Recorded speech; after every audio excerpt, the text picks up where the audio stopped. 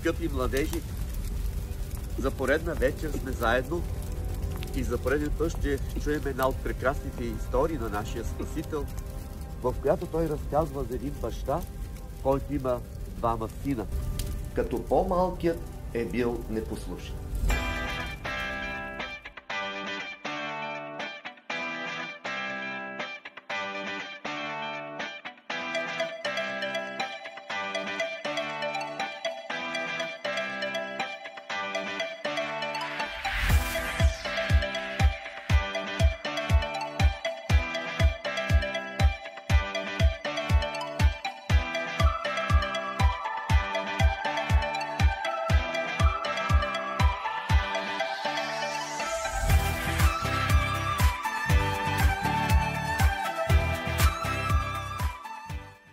Извинявай, не мислиш ли да ме смениш малко?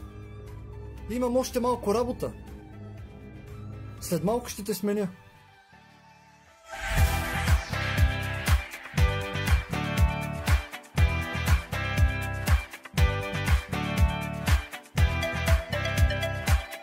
Брат ми, време е за обяд. Няма ли да обядваме? Понеже ти се измори. Хайде тогава, като си гладен да тръгваме.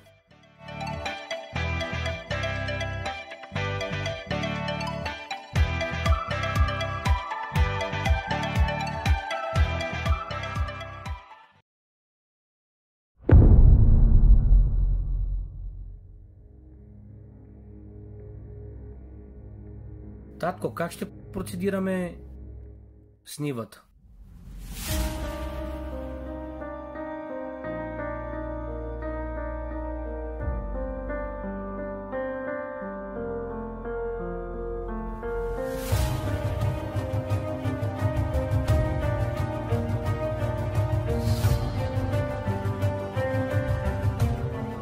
Тате, дай ми тело от имота, който ми се пада.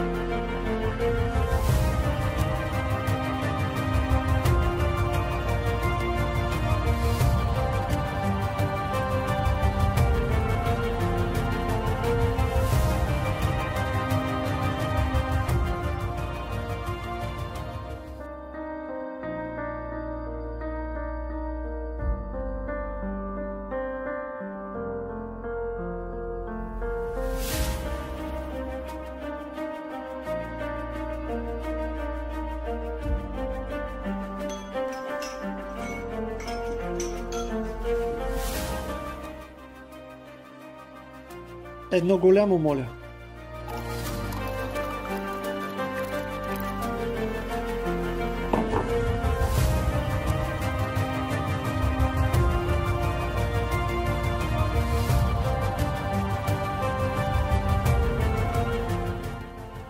Не си тук, жена? Не, не съм. А откъде си? От много далеч.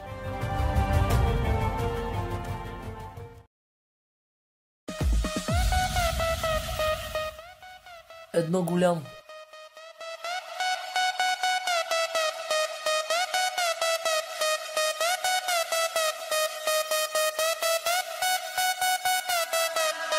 Party in the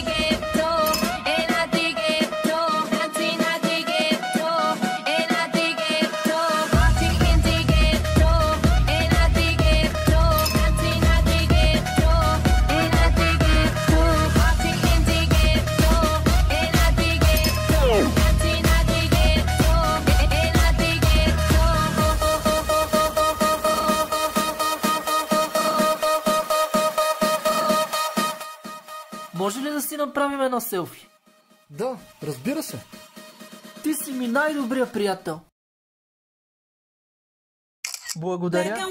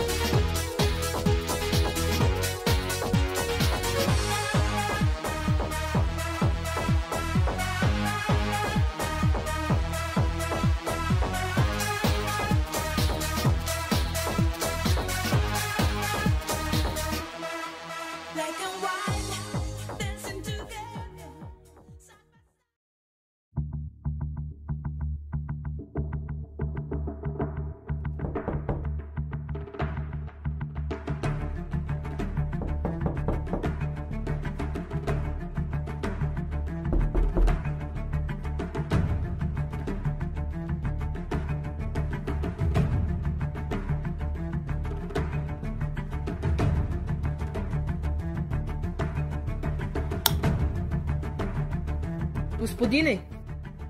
Господине! Няма ли да плащате наем? От 1 месец вече не сте плащали. Ще платя.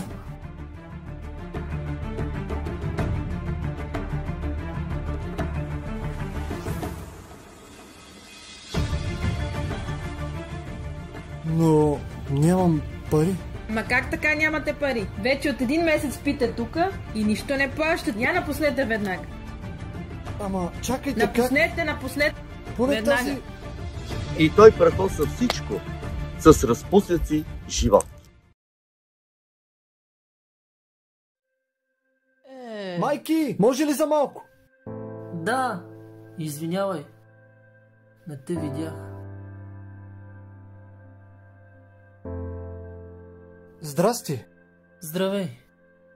Закъсал съм много. Изгониха ме от квартирата. Не можех да платя наема. Имаш ли да ми услужи с 200 лева? С удоволствие, приятел. Но и аз съм закъсал. Нямам в момента. Ами, ще можеш ли поне да ми отключи за малко, да вляза да седна? С удоволствие бих ти отворил, приятелю. Но от 2 седмици не може да открием ключа. И ние седим затворени.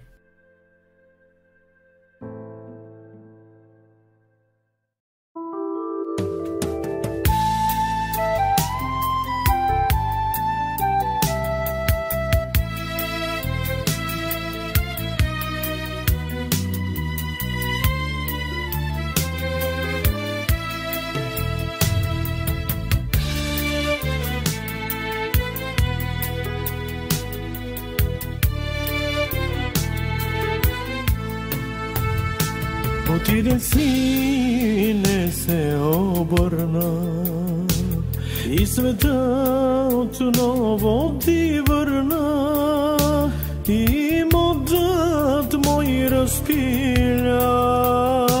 Разгулен живот пак заживя. Блуден син си за мен и ето чакам те пак слумен. Скръбен съм като баща, да не погинеш в света. Блуден син си за мен и ето чакам те слумен. Скръбен съм като баща, да не те убие врага.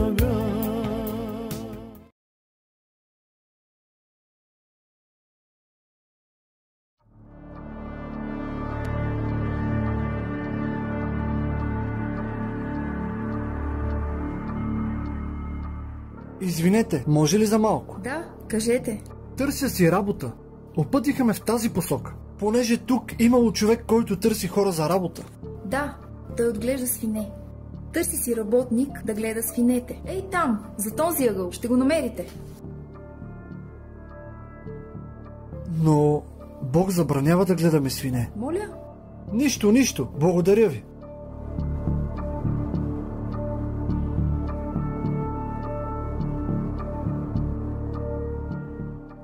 Здравейте! Разбрах, че си търсите работник. Да. Спешно се нуждае от работа. Да, ела с мен. Ето, за тези прасета трябва да се грижи.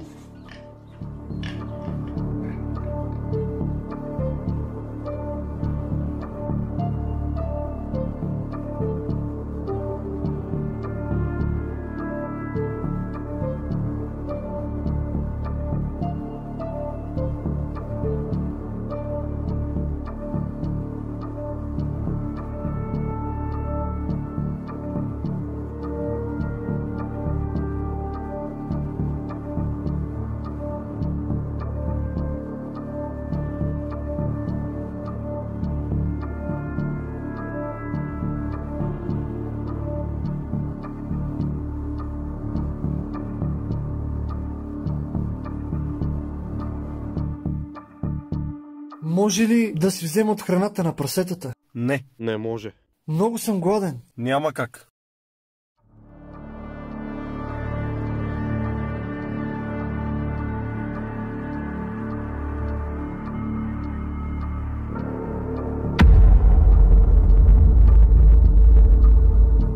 Колко наемници на баща ми имат излишък от хляб. А аз тук умирам от глад. Ще стана, ще ида при баща си и ще му река: тате, съгреших срещу небето и пред тебе. Не съм достоен да се наричам вече твой син. Моля те, направи ме като един от твоите наемници.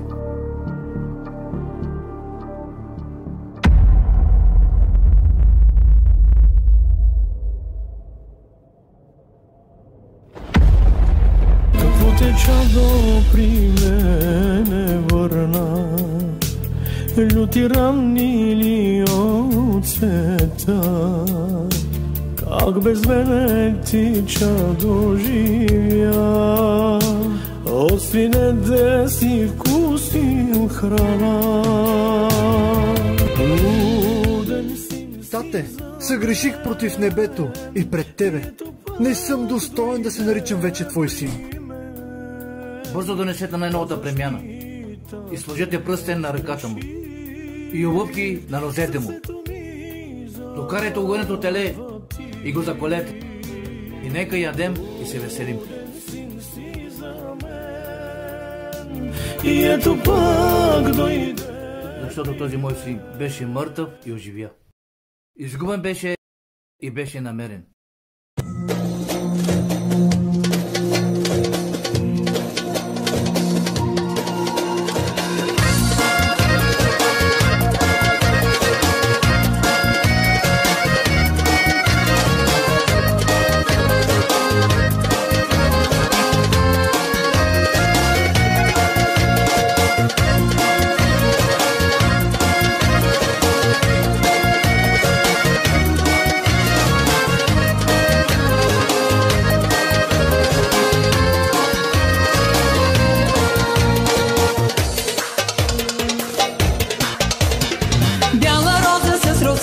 Ще закича в косата да посрещна зората.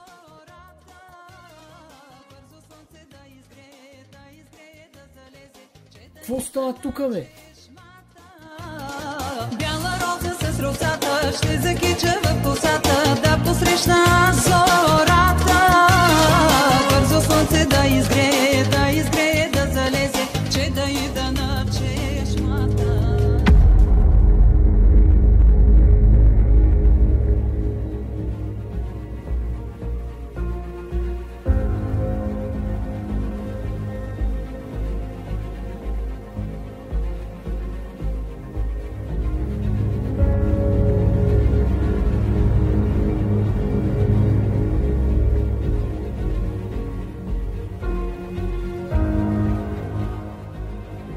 Какво ти е, сине? Какво ми е, татко? Аз толкова години ти работя и никога не съм пристъпил някоя от твоите заповеди. А на мене едно ярене си дал, за да се повеселя с моите приятели. А ето, щом си дойде този твой син, който изпояде имотите с блудниците, за него си заклал най-угодното теле. Синко, ти си винаги с мен и което е мое, това е твое. Но прилично беше да се веселим и да се зарадваме, защото този твой брат беше мъртъв и оживя. Изгубен беше и се намери. Скъпи деца, винаги знайте, че колкото и да сте непослушни спрямо вашите родители и когато избирате да сте далеч от тях, те винаги отново с много любов и с много нежност ще ви търсят, ще ви очакват, за да могат отново да ви прегърнат в своите обятия и повече никога да не се разделяте. По същият начин и нашия Господ отново ни търси, отново иска да забележи нашия силует далеч в хоризонта, с надеждата, че ние отново се връщаме при Него. И да, наистина, там, където сме отишли по нашето си намерение, един ден ние осъзнаваме, че сме сбъркали, че нашият Бог е бил наистина прав. И когато Той ни вижда, в Него се заражда една болка, защото още отдалеч Той забелязва нашият окаян и нещастен вид, с нашите скъсани дрехи, износени обувки, един вид, който в бащата предизвиква голяма болка. Той се завтичва, бърза да ни прегърне, отново да ни дари със своята сила и, разбира се, да ни обсипе със своята безкрайна любов. И винаги знайте, че Той това ще го прави със всеки един от нас. Според вас, защо Бог никога няма да ни остави? Защото Бог е любов. Може ли още една история? Може, разбира се, още една, но само една за тази вечер. Колко от вас обичат някой да им подарява подарък? Всички! А колко от вас обичат да крият играчката си, за да не ги вземе някой? Всички! Правилно! Тогава нека да чуем за една история за една жена, която имаше болест от 12 години и не можеше никак да я излекува. Тя силно желаеше да получи един подарък, който да скрие само за себе си. Какъв е този подарък? Ще научим, като се пренесем 2000 години назад. Направете път! Исус идва! За учителя! Исус минава! Какво ли не дадох, за да се излекувам? Продадох всичко, което имах, но никой не ме излекува. Нима имам грехове, които Бог не ми е простил? От цели 12 години страня от всички, защото съм нечиста.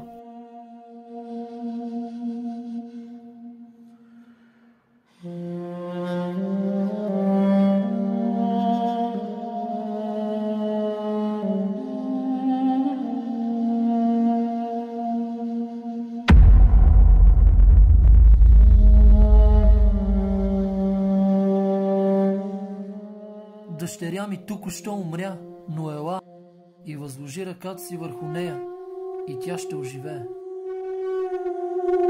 Направете път! Исус минава! За учителя! Исус идва! Исус ли? Това наистина ли е Той? Ако само се доприя до дрехата му, ще оздравея. Дори само до конец от дрехата му ще се изцеря.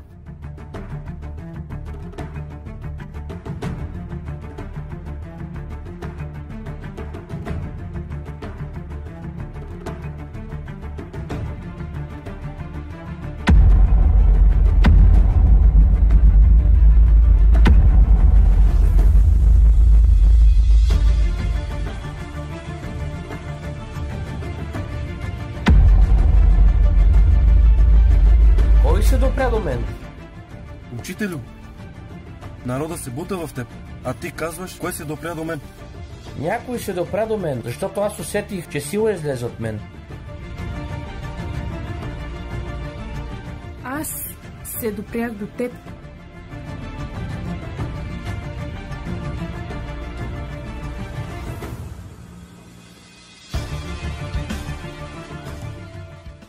Твоята вяра те изцели дъще.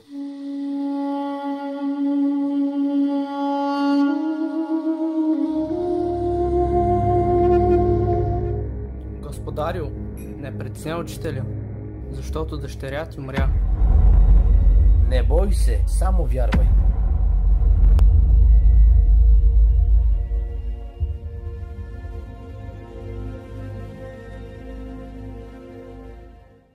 И тъй, възлюбени от Господа, жената получи най-желаният подарък в своя живот, но пожела да го скрие само за себе си.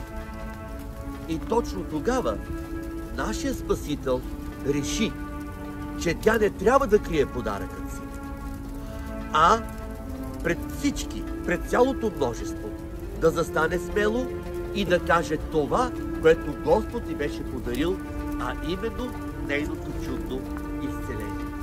Наистина, има подаръци, които не можем с всички да споделим, но можем пред всички да обявим. Така и Господ пожела нашата героиня от тази история. Открито пред всички нейни сънародници да каже чудото, което Бог стори в нейният живот. Защо? За да може и те, другите, които също искаха да получат нещо от Господа, да знаят, че Той има подарък за всеки един от тях. Обаче този подарък се получава не с пари, а с много любов и с много вяра. А с момичето какво стана? Това ще разберем при следващата наша среща.